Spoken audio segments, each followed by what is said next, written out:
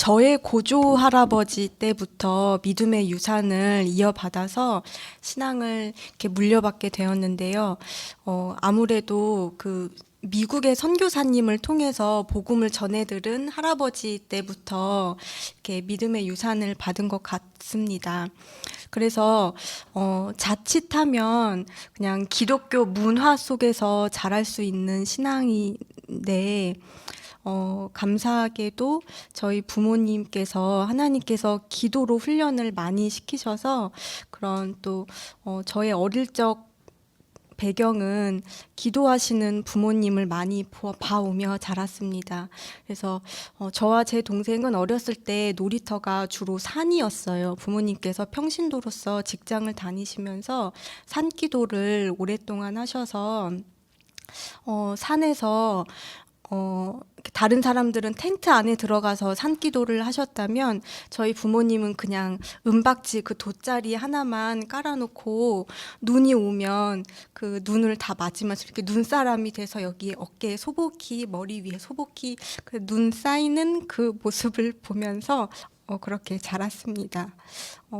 뜻하지 않게 중국으로 유학을 가서, 그러니까 중국으로 유학 가기 전까지는 참 평탄하고 어려움 없는 생활을 하다가 20대 때 중국으로 유학을 가면서 중국 유학 생활서부터 이제 힘든 시기가 좀 있었는데, 착실하게 신앙생활은 했지만 신학을 하게 될 거는 꿈에도 생각 못했어요. 해도 저의 남동생이 했지, 어려서부터 이렇게 약하고 골골대고 소심하고 내성적인 제가 신학을 공부하게 될 거라고는 아무도 예상하지 못했는데, 이렇게 진로가 갑자기 변경되면서 신학을 시작하게 됐습니다. 저의 기질과 성향상은 조금 순종적인 수동적인 성향이라서 또 하나님이 하라고 하시면 또 기쁜 마음으로 그렇게 신학을 하게 되었는데, 서울에서 신학교로 편입을 하게 되면서 신학 공부를 하다가 전혀 예상치도 않게 뜻하지도 않게 결혼을 하게 되면서 아무런 연고도 없는 이 대전과 세종에 오면서 또 제2의 삶을 시작하게 됐습니다. 지나온 세월을 보면 하나님은 만남을 통해서 지금 이 자리에까지 세워주신 것 같습니다. 만남과 만남 속에 제가 생각하지도 않았던 길들을 열어오시면서 만남을 통해서 이렇게 오늘 선한교회와의 만남도 있게 되었는데, 제가 이 주일학교를 이제 시작하게 된다는 이야기를 듣고 하나님의 이 부르심 앞에 선한교회 유초등부를 마음에 품고 기도를 하던 중에 하나님께서 고린도전서 4장 20절 말씀을 주시면서 그 말씀이 하나님의 나라는 말에 있지 않고 하나님의 능력에 있음이라라는 말씀이거든요. 그래서 이 말씀을 품고 아이들을 목자의 마음으로 양떼를 꾸려 나가야겠다라는 마음을 갖게 됐습니다. 그래서 이 말씀을 주제로 지금 창세기를 아이들과 이야기 스토리 형식으로 창세기를 보고 있거든요. 그래서 그 중에서 이제 제가 말씀을 준비하면서 묵상하고 은혜 받은 것 중에 하나를 오늘 여러분들과 나누려고 합니다. 어른들에게 설교하는 건 두 번째예요. 그래서 조금 떨리고 조금 어색할 수도 있겠지만 그냥 하나님께 은혜 받은 그 말씀을 같이 여러분들과 나누려고 합니다. 오늘 같이 보실 말씀은 창세기 11장 1절에서 9절 말씀이거든요. 저희 같이 교독하시면서 읽으시겠습니다. 온 땅의 언어가 하나요, 말이 하나였더라.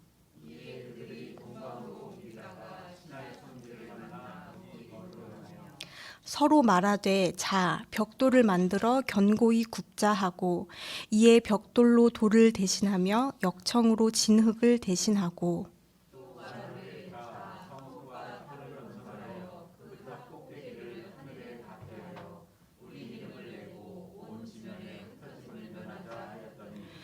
여호와께서 사람들이 건설하는 그 성읍과 탑을 보려고 내려오셨더라.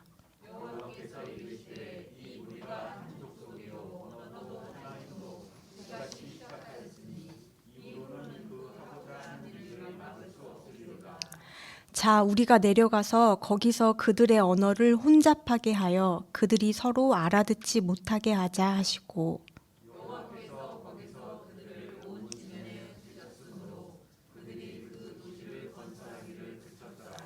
그러므로 그 이름을 바벨이라 하니 이는 여호와께서 거기서 온 땅의 언어를 혼잡하게 하셨음이니라. 여호와께서 거기서 그들을 온 지면에 흩으셨더라. 아멘. 바벨탑 하면 저희가 잘 아는 언어의 혼잡 이야기입니다. 이 언어의 혼잡이 갖는 성경적 의미가 무엇인지, 언어의 혼잡 속에 감추어져 있는 하나님께서 말씀하시는 그 진의가 무엇인지 오늘 하나씩 보시면서 찾아가 보도록 하겠습니다. 1절을 보시면 언어라는 단어가 나오고 말이라는 단어가 소개되고 있죠. 온 땅의 언어가 하나요? 말이 하나였더라. 언어하고 말은 무슨 차이가 있을까요? 우리가 흘깃 읽으면 비슷한 말 같아요.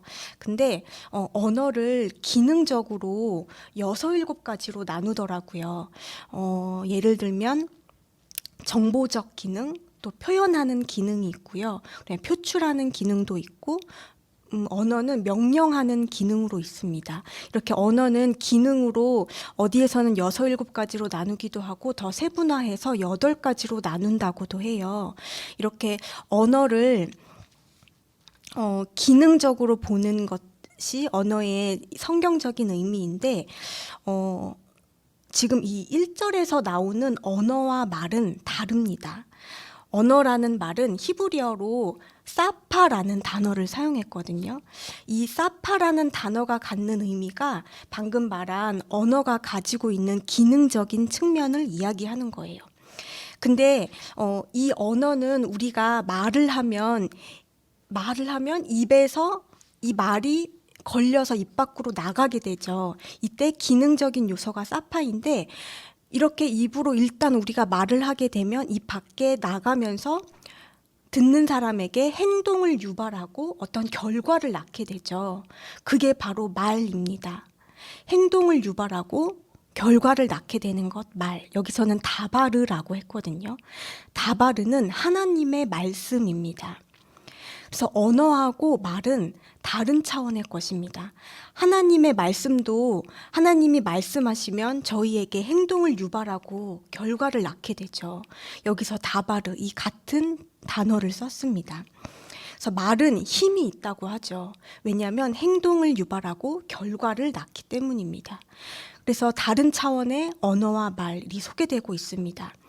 이렇게 인류는 한 언어, 한 말을 썼다고 오늘 기록되어 있습니다. 그런데 이렇게 하나의 언어를 사용한 인류가 2절을 보면 이런 행동을 합니다. 그들이 동방으로 옮기다가, 이 옮기다라는 단어가 단순히 그냥 여기저기 옮겨 다녔다라는 차원이 아니라 여기가 안전할까? 저기가 안전할까? 여기가 나에게 더 유익이 될까? 여기가 더 가치가 있을까? 이렇게 궁리하고 계산하고 방황하는 모습을 나타내고 있습니다. 단어적인 의미로는 이 옮기다가 히브리어에서는 말뚝을 뽑는다라는 의미입니다. 왜 옮기다가 말뚝을 뽑는다라는 이해와 맞닿을까요? 이렇게 이해하면 이렇게 생각하면 이해하기 쉽습니다. 옛날의 주거 형태는 오늘날하고 다르게 오늘날처럼 이렇게 시멘트 벽돌로 견고하게 올린 구조가 아니겠죠. 이 당시에는 텐트 형식의 주거 형태였어요. 그래서 거의 임시에 해당하는 그런 건축물이었는데 이곳에서 저곳으로 옮기려면 무엇을 뽑아야 할까요? 텐트 형식이었으니까 말뚝을 뽑아야 됐어요. 그래서 여기서의 옮기다라는 단어 안에 말뚝을 뽑는다라는 단어가 담겨져 있는 것이었습니다.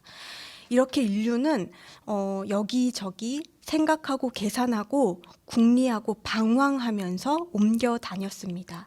이제 그러다가 신할 평지에 거류하게 돼요. 신할 평지를 만나 거기에서 터를 잡고 살기 시작했습니다. 그런데 여기서부터 성경 기자가 한두 가지 사실을 드러냅니다. 3절을 읽어보겠습니다. 서로 말하되 자 벽돌을 만들어 견고히 굽자 하고 이에 벽돌로 돌을 대신하며 역청으로 진흙을 대신하고. 본문을 보면 벽돌을 만들어요. 돌을 대신해서. 이런 거 보면 이 당시에 이미 상당한 건축 기술이 발전을 해서 축적된 것 같아요. 그 건축 기술이. 또 하나는 그 틈새를 메꾸기 위해서 역청을 사용했다는 기록이 있어요. 근데 이 역청은 누가 무엇을 만들 때 사용한 걸까요? 네, 사모님. 그쵸. 맞아요. 저희 주일학교 때 해서 노아가 방주를 만들 때 사용했어요. 이 역청은 노아가 방주를 만들 때 사용했다는 기록이 성경에 처음 나와 있는데 사실상 인간이 고안한 방식이 아니고 하나님이 노아에게 방주를 만들도록 설계도를 주실 때 그때 설명하신 거예요. 방주 만드는 용도로 설명하셨어요. 이거는 탑을 쌓기 위해서 하나님이 주신 게 아니라 인류의 안전과 구원과 보호를 위해서 하나님이 주신 수단이었습니다. 그런데 우리가 문명의 역사나 과학의 발전을 보면 인간은 이렇게 발전될수록 하나님이 허락한 문명의 편의와 이기를 전부 하나님을 향해서 도전하고 거역하고 반역하는 것으로 변질시켜 왔습니다. 근대 사회의 대표적인 게 폭탄이죠.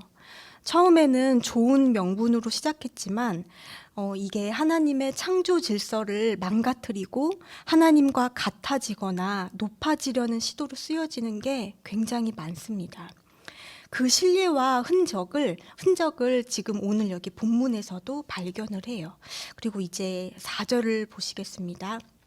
또 말하되 자 성읍과 탑을 건설하여 그 탑 꼭대기를 하늘에 닿게 하여 우리 이름을 내고 온 지면에 흩어짐을 면하자 하였더니.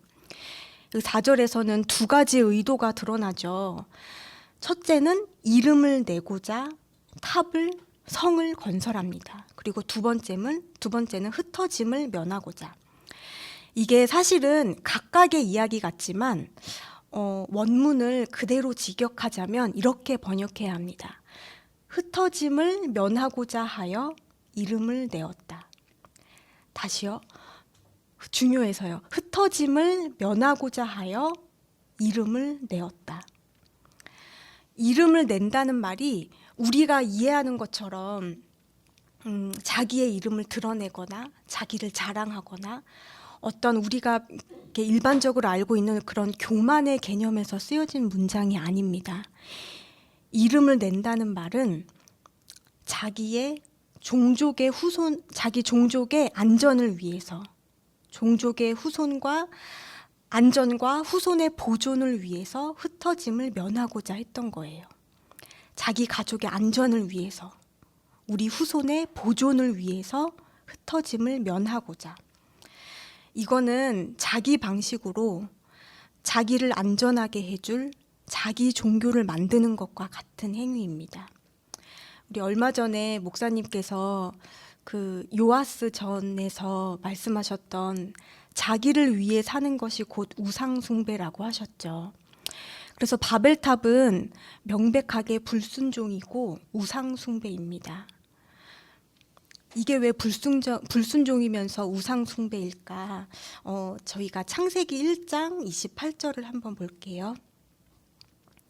창세기 1장 28절에 하나님이 그들에게 복을 주시며 하나님이 그들에게 이르시되 생육하고 번성하여 땅에 충만하라. 땅을 정복하라. 여기까지만 보시면요. 이 말씀은 하나님이 아담, 첫 사람에게 처음으로 주신 명령이거든요. 중요한 사명인데 생육하고 번성하여 땅에 충만하라. 여기서 이 충만하라는 단어를 정확하게 직역하자면 이 충만하라는 단어가 흩어져라라는 뜻입니다. 이미 창세기 1장 28절에 선교적 명령이 담보되어 있습니다. 첫 인류에게, 첫 사람에게 생육하고 번성하여 땅에 충만하라, 땅에 흩어져라, 이걸 명령하셨습니다. 그런데 그만 죄가 틈을 타고 들어와서 사람들은 도시를 건설하게 되고 도시의 악한 그 구정물 나는 그런 문명을 통해서 하나님이 눈뜨고는 보고 없을 정도의 악함을 쏟아내게 됩니다. 하나님이 그들의 악함을 보시고 물로 쓸어버릴 것을 계획하세요. 그러면서 계획하시면서 한 가정, 노아의 가정을 택하십니다. 그리고 노아에게 내가 곧 홍수를 보낼 것인데 방주를 만들어라. 이 이야기를 들은 노아는 아라랏산 근처에서 120년이 가까운 시간을 하늘이 청청한 가운데, 청명한 하늘 아래서 120년이라는 시간을 뚝딱거리면서 방주를 만들어요. 그리고는 때가 이르러서 40주야로 비가 쏟아지기 시작하는데 모든 인류가 그 물에 수장을 당합니다. 오롯이 구원함을 입은 노아의 가정만 남게 돼요. 오롯이 구원을 받은 그 노아의 가정에게 하나님이 나타나셔서 하신 말씀이 창세기 9장 1절입니다. 우리 다 같이 한번 보실게요. 자막에 보면 저희 한번 같이 이 9장 1절을 읽어볼까요?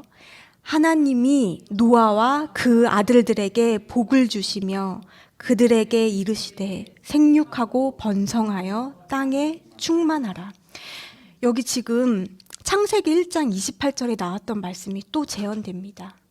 하나님이 아담에게 주셨던 그 말씀을 구원함을 입은 남은 자 노아에게 이 똑같은 선교적 명령을 또다시 갱신시키십니다. 생육하고 번성하여 땅에 충만하라, 땅에 흩어져라. 이것은 곧 하나님의 나라와 복음을 온 땅에 편만토록 해라 라는 그 명령이거든요. 그런데 오늘 창세기 11장에서 만나는 이 인류는 지금 뭘 하고 있죠? 흩어짐을 면하고자 자기 후손의 안전과 종족의 보존을 위하여서 흩어짐을 면하고자 이들에게는 두려움이 있었어요. 당연히 두려움이 있을 수밖에 없었어요. 또 다시 물에 수장될까 봐, 모든 인류가 물에 다 쓸려 내려갈까 봐 두려운 마음이 있었어요. 근데 하나님은 이미 약속하신 게 있었어요. 창세기 9장 13절에 보면 내가 내 무지개를 구름 속에 두었나니 이것이 나와 세상 사이의 언약의 증거니라.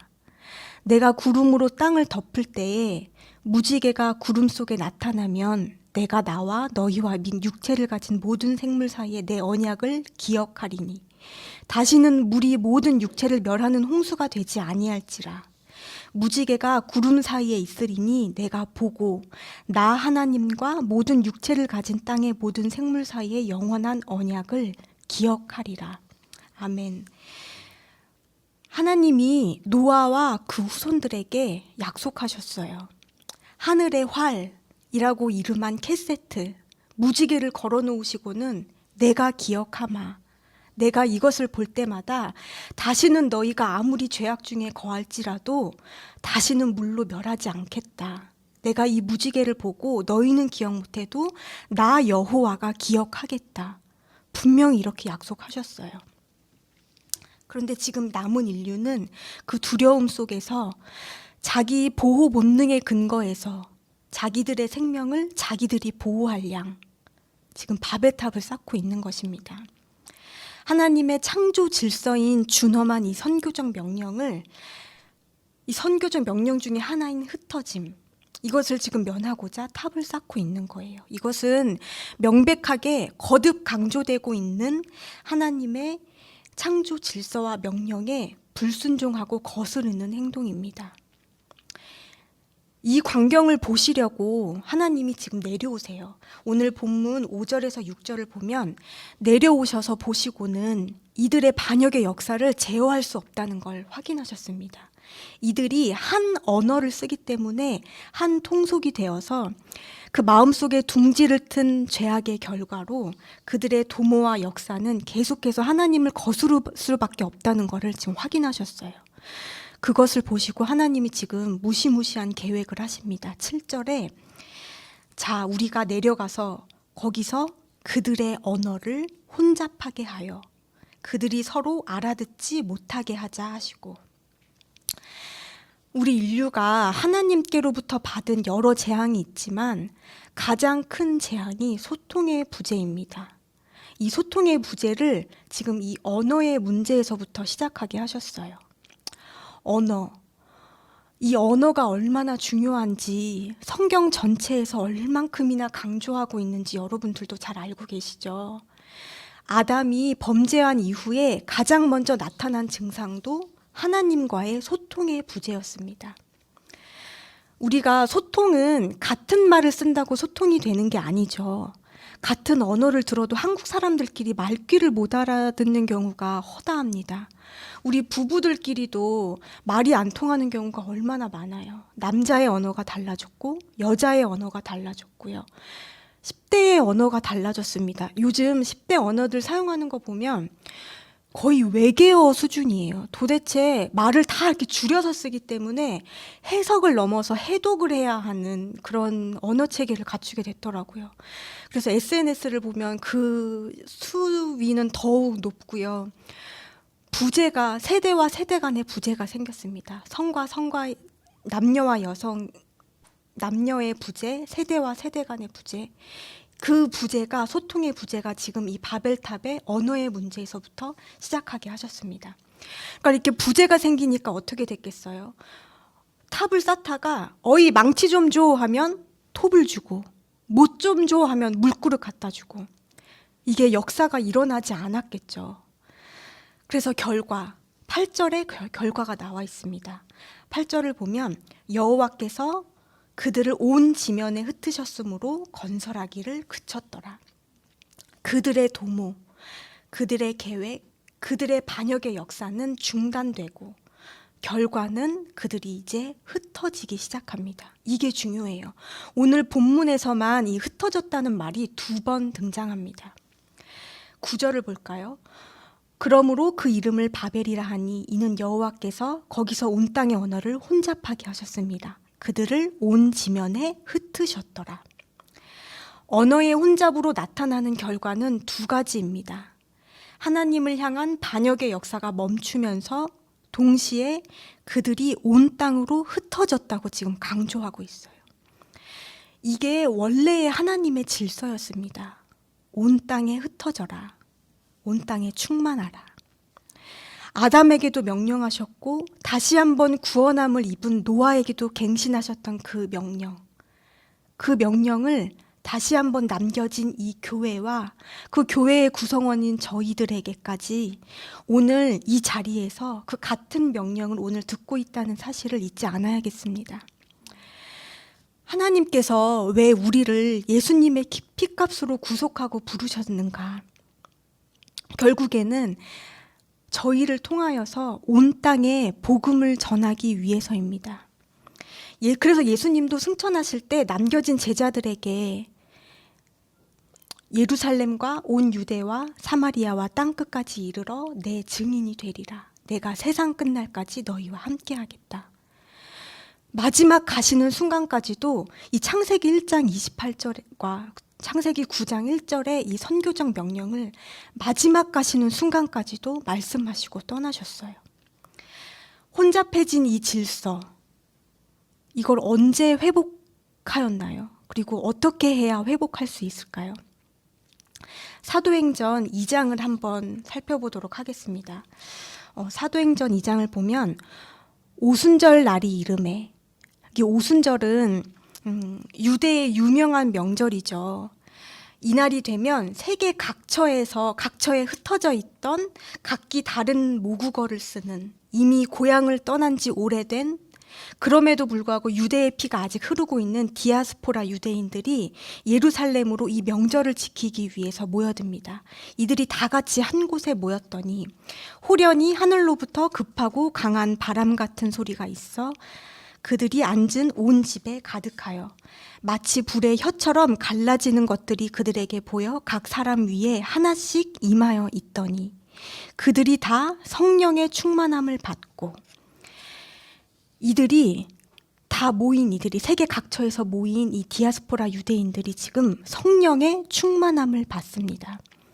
그리고 성령의 말하게 하심을 따라 다른 언어들로 말하기를 시작해요. 여기서 말하는 이 다른 언어들이라는 말은 지금 자기들이 사용하고 있는 그 지역의 마더랭귀지를 말해요. 각처에서 흩어져 있는 다른 외국어들이죠. 그리고 5절을 보면 그때 경건한 유대인들이 천하 각국으로부터 예루살렘에 머물러 있더니 이 소리가 나매 큰 무리가 모여 각각 자기의 방언으로 제자들이 말하는 것을 듣고 소동하여 지금 그들이 다 모여서 제자들이 설교하는 것을 듣는데 여기 지금 이 자리에 세계 다른 나라 사람들이 각처에서 모여서 설교를 듣고 제가 지금 한국말로 설교를 해요. 근데 마더랭귀지 자기들의 나라 말로 지금 들었다는 거예요. 그래서 7절에서 12절을 보면 이들이 다들 지금 깜짝 놀라요. 아니 이게 지금 무슨 일이냐. 다들 놀랐겠죠. 제자들이 지금 복음을 이야기를 하는데 자기들의 말로 지금 들리는 거예요. 당연히 놀랄 수밖에 없었을 거예요. 드디어 지금 성령님이 강림하시면서 통변의 역사와 소통의 회복이 지금 이 자리에서 일어납니다. 바벨의 언어의 혼잡이 성령의 공식적인 강림 역사를 통하여서 바벨의 혼잡이 회복됩니다. 이 출발이 교회의 생일이에요. 이때부터 교회가 시작됐어요. 하나님은 이 교회의 소통의 회복을 위해서 무엇을 원하셨던 걸까요? 땅끝까지 이르러 내 증인이 되라. 이 선교적 사명의 회복을 원하셨던 겁니다.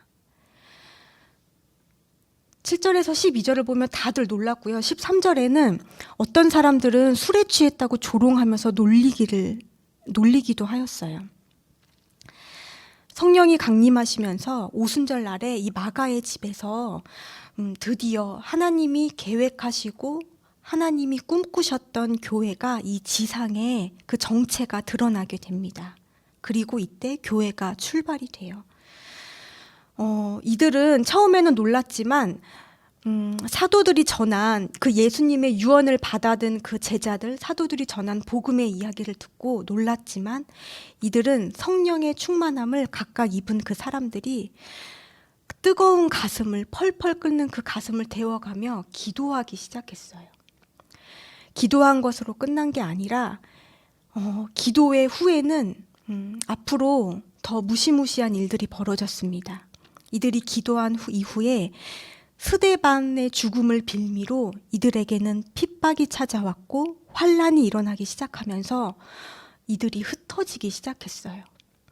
이들이 흩어지기 시작한 것뿐만 아니라 비록 이들이 흩어지면서 그 모양새는 도망 다니는 형식을 취했지만 비록 그들이 쫓겨다니고 피해 다니는 형식을 취했지만 그들이 쫓겨다니는 곳마다 피해 다니고 숨어 다니는 곳마다 흩어 다니는 곳곳마다 복음의 씨앗이 떨어지고 생명의 씨앗이 떨어지면서 그곳에서 교회가 다시 일어나기 시작했습니다. 그들을 통하여서 하나님이 설계하셨던 교회가 그곳에서부터 흩어진 그곳에서부터 이제 시작되기 시작했습니다. 우리가 코로나를 겪으면서 또 저희에게 주어진 어떤 환경적인 요소로 인해서 이 사명이 움츠러들었을 수도 있습니다. 하지만 오늘 같은 명령을 듣는 저희가 이 사명을 회복해야 할 때인 것 같습니다. 저희가 같은 명령을 들은 저희가 이제는 민들레꽃이 마냥 흩어져서 사도행전 29장을 써내려 가야겠습니다.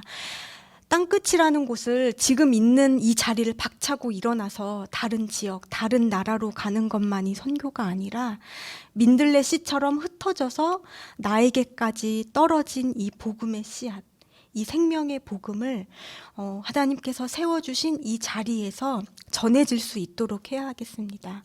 제가 20대 때 중국에 있었을 때 존경하던 어떤 집사님이 계셨어요. 그 집사님은 개인적으로 가정 내에서 감당해야 할 영역이 있었습니다. 근데 그 영역을, 그 감당해야 할 것들을 되게 온유하게 감당하시는 걸 보고 제가 항상 존경하던 분이었는데, 어느 날 집에 초대를 받게 돼서 갔는데 주방 한켠에 이런 문구가 적혀 있더라고요. 주방에 이곳이 나의 선교지이다. 제가 어린 나이에 그 문구를 보고 이렇게 울컥했던 적이 있습니다. 각 사람에게 하나님께서 주어주신 땅끝이 있을 것입니다. 각자에게 주어진 흩어져야 할 그 땅끝, 그곳이 가정이든 학교이든 직장이든 교회이든 하나님께서 세워주신 그 자리에서 전해야 할 말씀이 있습니다. 전해야 할 하나님의 다스림이 있습니다. 또 선교지는 직접 가지는 못하더라도 어둠의 땅에 대해 무관심해하지 않고 기도하는 것만으로도 이 흩어짐의 사명을 감당하는 것입니다. 언어를 배운다고 소통이 되는 게 아니죠. 영이 통해야 합니다. 하나님이 기능적인 요소 그 사파는 혼잡하게 하셨지만 다바르는 남겨두셨어요. 다바르 곧 하나님의 말씀인데 말씀이 곧 예수님이십니다. 이 길이요 진리요 생명 되신 예수님과 통하여서 우리 이 명백하고도 준엄한 선교적 명령에 순종하는 저와 우리 선한교회 성도 여러분 되시기를 간절히 축복합니다. 여러분들과 같이 부르고 싶은 찬양이 있어요. 찬양 가사를 보면 세상 모든 민족이 구원을 얻기까지라는 찬양 가사인데, 이 찬양의 가사를 깊이 묵상하시면서 목사님 나와주셔서 찬양해 주시면 우리 같이 하나님의 마음, 하나님의 심정으로 기도하시겠습니다.